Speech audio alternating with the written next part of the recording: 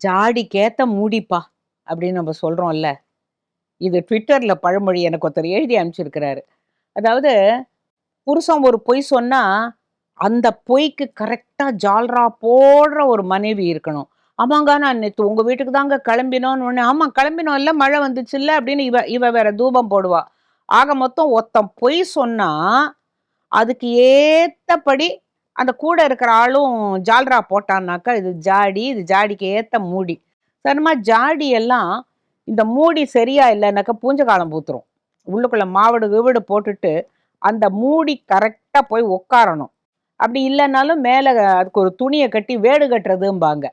இந்த மாரி லேசா இடுக்கு இருக்கக்கூடாது. ஜாடி சில சமயம் ஜாடி பெருசா இருக்கும், மூடி சின்னதா இருந்தாக்கா, ரொம்ப கேப் இருக்கும். சரிப்பட்டு வராது. உப்பெல்லாம் நமுத்து போயிடும்.